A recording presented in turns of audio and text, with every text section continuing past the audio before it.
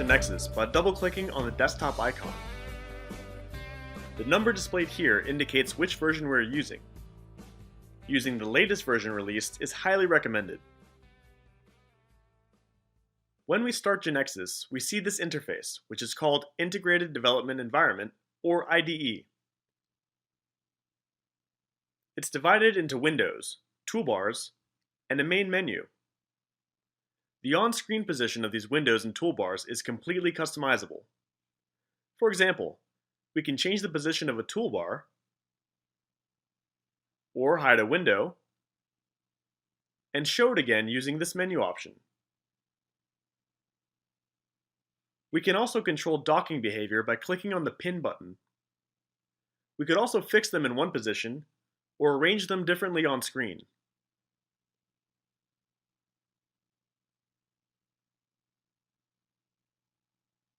This is the start page.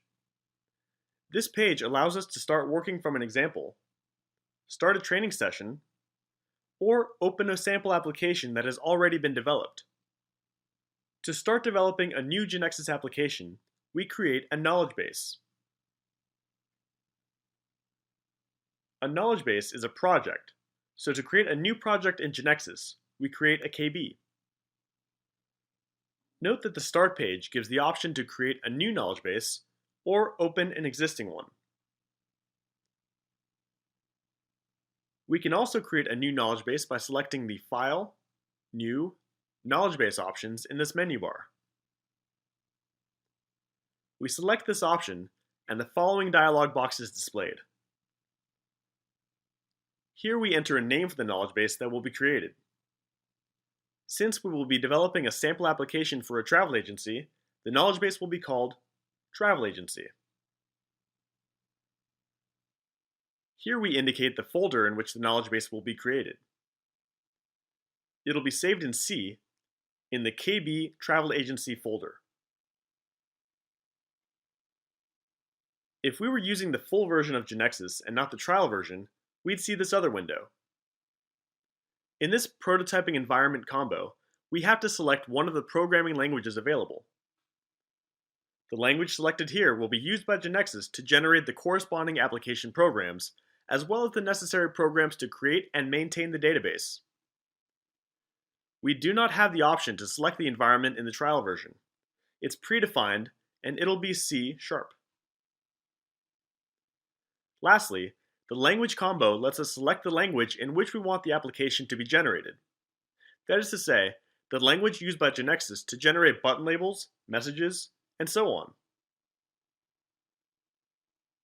Once again, we will leave the default option, English. Now, before we create the knowledge base, let's take a quick look at the information displayed by GeneXus.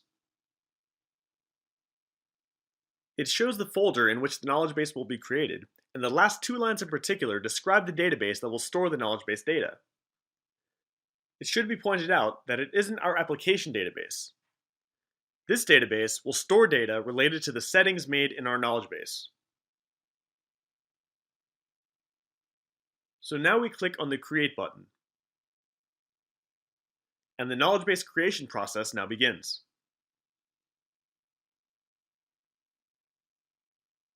Now that this process is finalized, we will upload this knowledge base to a GeneXus server in the cloud.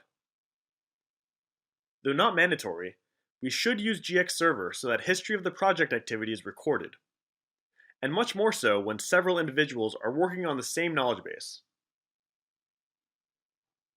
To do this, we go to File, and select Send Knowledge Base to GX Server. Here we enter our GX technical user and press Send. A KB based on our KB will be created in the server with the name that we indicate here. If a KB with the same name already exists in the server, the attempt will fail. You must make sure that the name is unique.